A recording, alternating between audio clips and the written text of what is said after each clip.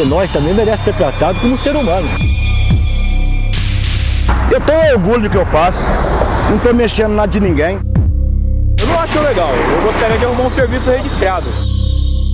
Eu tô aqui só porque eu não posso ficar em casa. Tem alguns chaves que usa droga e bebe, tem uns que rouba também, entendeu?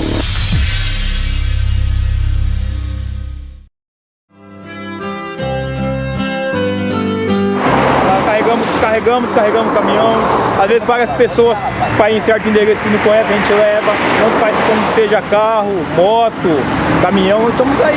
Normalmente é uma placa, escrito chapa, e uma fogueira. E ele está sempre na beira da estrada, com uma área boa para recuo de caminhão. Observei pessoas de diferentes origens de educação. E observei pontos de chapa que eram o pessoal do bairro. Quando a pessoa se torna chapa, é um drama. Mas isso não significa que o cara realmente vire um chapa. Se você estiver no ponto, chegar um estranho, aí ele vai pedir permissão. Aí você vai conversar com os outros chapas, se o cara pode ficar, né? Se não puder, o cara sai andando. É um serviço comum como outros, só que é um serviço pesado, um serviço duro, entendeu? Serviço que tem que ter muita atenção, senão as pessoas acabam se machucando. A ordem aqui é a ordem de chegada, entendeu? O que tá primeiro é o que sai primeiro. Todo dia quando eu pego a estrada, quase sempre é madrugada e o meu... Sai de casa, de madrugada, 4 horas, 4 e meia, 5 horas da manhã, larga sua família e vem buscar aqui na pista o seu dia a dia para sobreviver. Hoje em dia muitas empresas já têm seus próprios chapas, entendeu? Então tá dificultando cada dia mais o trabalho desses que ficam na estrada. É duro tanto ter que caminhar. Quando eu vejo que não está muito bom aqui para mim, eu vou caminhando pela rodovia talvez 2, 3, 4, 5 quilômetros.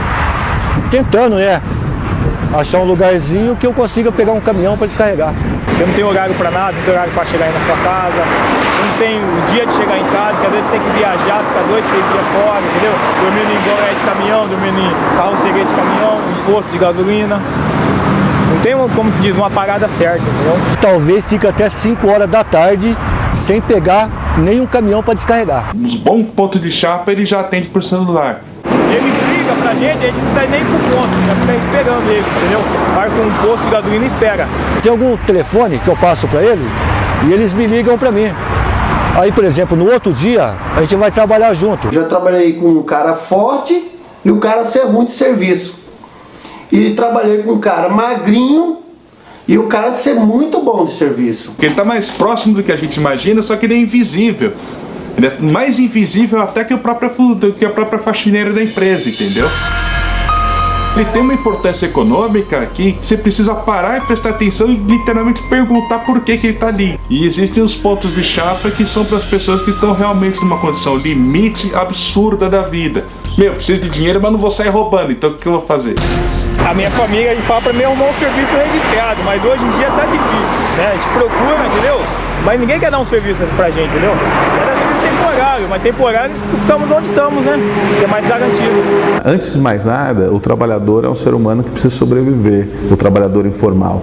Nessa circunstância, fazer a opção por trabalhar informalmente garante a ele, muitas vezes a sua família, a possibilidade de sustento. O estado que mais tem chapa é aqui no estado de São Paulo. A gente vê que alguns estados da nação têm um transporte rodoviário, uma estrutura rodoviária muito consistente, como é o caso do estado de São Paulo, mas isso não traduz a realidade do país. No momento de crise como nós estamos vivendo, a tendência é que a informalidade aumente. O que levou a ser chapa foi as empresas, o salário muito baixo e não estava dando para a gente cuidar da família da gente do jeito que é digno a gente cuidar.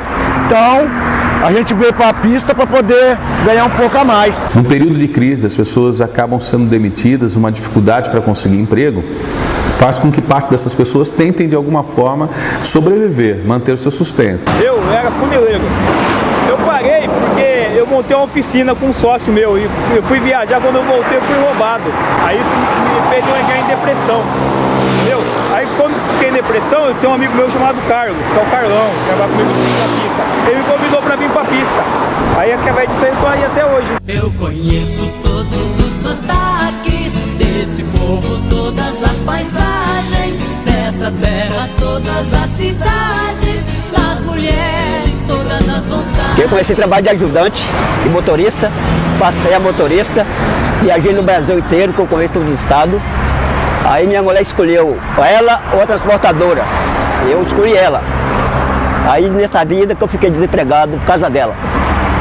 Até hoje eu não esqueço. Nesta longa estrada da vida, vou correndo e não posso parar. Em Recife, a disputa do chapa pelo caminhoneiro é quase homem a homem. O caminhão tá passando devagar na beira da estrada e um chapa vai correndo e fala: eu faço por 150, faço por 120, faço por 100, fechou. E eles ficam quase que brigando um com o outro e o caminhão passando devagar e a negociação ocorrendo. Sendo que lá tem um porto. Quando ele para aqui, que a gente combina o serviço, que ele passa quanta tonelada que tem para descarregar, aí a gente dá o nosso preço, né? Que é a nossa diária. Tem dia que você não faz nem pro café, né? Mas tem dia que dá pra você tirar aí uns 80, tem dia que chega a 100 reais, entendeu? 50. Tudo depende do dia, depende do que vai descarregar, depende do que vai fazer. O mais caro hoje é o piso, né? Que é mais pesado, cobramos por tonelada. Tá 15 reais a tonelada. Geralmente a gente tem que ter um recibo, né? Eu mesmo dou o meu recibo. Tenho recibo, marco o recibo. Geralmente os caminhoneiros põem um pouquinho mais, né? Do valor que a gente cobra, né? Às vezes a gente cobra 80 reais, eles mandam por 120 no recibo. Se você contrata alguém para trabalhar você na informalidade, o risco de uma ação trabalhista é presente constantemente. Benefício para o patrão, porque para ele ganhou tempo, ele não teve que pagar FGTS, não teve que pagar 13º, não pagou INSS, não pagou nada. Vantagem mesmo não tem nenhuma, né? O importante é que você está ganhando seu dinheiro honestamente. É perigoso isso que a gente faz, né? Pode correr algum acidente, entendeu? Eu já ouvi muitos casos de chapa ser atropelado na beira da pista, de caminhão bater e o chapa morrer, entendeu? A desvantagem é que você não tem uma carteira registrada, é chuva, é sol, é frio, você tem que estar aqui, você não tem um 13º, você não tem uma férias, essa é a desvantagem. Não tem convênio médico, não tem nada, não tem nada. Se caso se machucar, pelo amor de Deus, aí já ferrou a vida mesmo, porque como que vai trabalhar? A minha família não é daqui. É eu sozinho aqui em Campinas. Eu quebrei o dedo uma vez com a caixa de piso, né? Aí eu tinha um NS, me encostei, fiquei 15 dias encostado. Eu era motorista há 6 anos, saí da empresa em 2009, voltei a trabalhar chapa em 2007. Eu fiquei afastado do NPS 8 meses. E estou com 8 anos sem emprego. Só eu fui para a Bahia tratar dessas vistas, fiquei lá 1 ano. E agora retornei aqui para tratar outra. Consegui tratar 1 ano. A outra, eu fui para a Bahia sem enxergar nada, as 2 vistas. É a poluição, ela está com a catarata. A gente sabe que o trabalhador numa condição dessa, ele está sempre desprotegido. Qualquer acidente de trabalho, qualquer impossibilidade deve muitas vezes provocar uma invalidez ou temporária ou permanente, que não necessariamente vai conseguir obter recursos públicos de modo que possa sustentá-lo no período que ele não puder efetivamente trabalhar na sua atividade, mesmo que seja informal. Ele pode ser atropelado, pode encontrar algum caminhoneiro safado, pode encontrar bandido, você não sabe quem que está no ponto. Não é muito seguro não, é muito perigoso. É um risco necessário. Uma vez fui fazer uma entrega no Atacadão em São Paulo, o chapa entrou lá com o carrinho cheio de mercadoria e sumiu o carrinho e a mercadoria. Aí eu fiquei esperando ele voltar, não voltou nem ele nem o carrinho. Aí eu tive que dar conta do carrinho, da empresa, do mercado e da mercadoria. Entre eles também tem essa distinção. Aquele é o ponto dos drogados, aquele é o ponto dos bandidos. Conforme a criminalidade aumentou muito o ladrão no meio deles também. Carga valiosa e sempre vai ter gente interessada para fazer o roubo dessa carga. A maioria das empresas estão contratando firma terceirizada, tá entendendo? Para poder fazer o trabalho que era pro chapa fazer. É proibido o chapa chegar lá dentro da empresa, o cara falou assim: aí motorista, você tem que descarregar. Eu falei: não, meu ajudante é lá fora, vocês não deixaram ele entrar, e eu não descarrego, é ele que descarrega. Vocês que vê a mercadoria de vocês. Descarregar um caminhão numa firma, eles não deixaram entrar por ser chapa. Temos que voltar embora a pé, sem dinheiro no bolso, porque não deixaram nós carregar por ser chapa. O caminhoneiro não pode andar muito por GPS, que tem rua, o GPS leva para o caminho mais prático, mais rápido. Ele não te leva assim pelo caminho tão certo, porque de repente ele joga numa rua, o caminhão não passa, o caminhão não sobe, entendeu? Então o GPS esquece. A tendência é que a escala dessa tecnologia abarateie e que os menores produtores possam precisar de menos gente para poder fazer o seu descarregamento com mais velocidade, garantindo a qualidade do seu produto. Nós nos ajudamos, porque nós somos, tipo assim, como se diz, uma comunidade de chapa ali, fechado. Grande parte do trabalho do chapa é feito a partir de relações de amizade. São as pessoas do mesmo bairro, geralmente ao lado do ponto, que moram perto da estrada. Talvez eu tô aqui, minha esposa liga, eu tô com um filho que tá com problema em casa, eu posso sair, posso ir lá. Agora numa empresa você não pode sair. São pessoas que ou frequentaram muito pouco a escola ou foram retiradas da escola muito cedo e acabaram por comprometer a sua formação. Falta de oportunidade, por não ter um estudo, entendeu? Por não ter obedecido minha mãe quando era pequenininho, né, estudado. Eu gostaria de coisa melhor, mas no momento que eu posso fazer, né?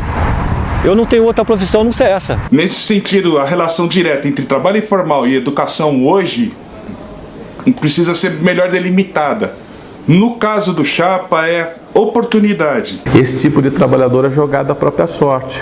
E aí a dificuldade em reestruturar sua atividade profissional faz com que ele migre para o trabalho informal, não colaborando com a questão da previdência, e à medida que ele vai envelhecendo, a necessidade da aposentadoria torna-se premente, né? Então é uma preocupação sempre muito grande. Nós temos aí um estudo da FGV, BRE, que na verdade é um indicador do quanto a economia informal afeta a economia formal. Alguns números apontam para cerca de 16% do PIB do Brasil hoje estaria na situação da economia informal. A agricultura familiar no Brasil também tem um papel bastante importante, sobretudo da empregabilidade. O Brasil tem uma alta competitividade, dado as questões climáticas serem absolutamente favoráveis. Muito da circulação da pequena produção agrícola passa pelo chapa, necessariamente.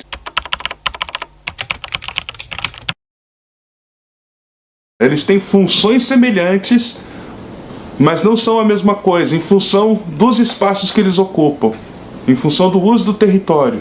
Então um chapa de uma cidade nunca vai para outra. Por isso que a regulamentação dele precisa ser local. O estivador não se enxerga como chapa e o chapa não se enxerga como estivador. A sociedade, hoje em dia, é meia hipócrita. Que vê as pessoas aí que estão desempregado e vira as costas. Entendeu? Eu acho que a sociedade tinha que olhar mais o próximo. É difícil a gente se ver assim, simplesmente meus filhos, que eu saio 4 e pouco, 5 horas, estão dormindo. Quando eu chego um pouco mais cedo, eu chamo eles. Quando eu chego um pouco mais tarde, vou lá dar um beijo no rosto, cada um dormindo. Eu sei que eles não estão me vendo, mas estão sentindo, né? E assim a gente vai levando a vida. Eu acho que para a sociedade tem muito valor, né? Só que eles não dão valor pra gente.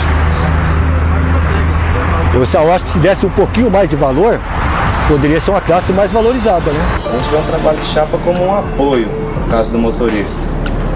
Entendeu? Você vai precisar do chapa para chegar a um endereço, a um mercado, a uma indústria. Entendeu? Você vai precisar do chapa para descarregar, para carregar. A minha família nem sabe que eu trabalho de chapa.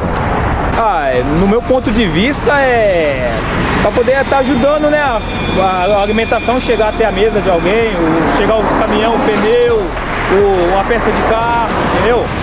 O arroz, o feijão, a mistura. A maioria chega na mesa do cidadão hoje passa pela nossa mão. Tem lugar que você é tratado legal. Chega no outro lugar, nem água esse dá para você. E muitos olham até com uma cara de preconceito, pelo fato de estar sujo. A tendência é que ele deixe de existir. À medida que a tecnologia for avançando e que o descarregamento possa ser feito de uma maneira mais automatizada, vai continuar do jeito que está. Eles vão continuar sendo invisíveis, vão continuar sendo entendidos como peça fundamental da vida imediata das pessoas nos seus bairros, nas suas atividades econômicas, familiares e de baixo capital, e a tendência é piorar eles se tornarem mais marginalizados que eles já são. O chapa sumir é quase impossível, mas vai ficar bem mais restrito. Se não fosse o chapa, ficaria mais difícil para nós.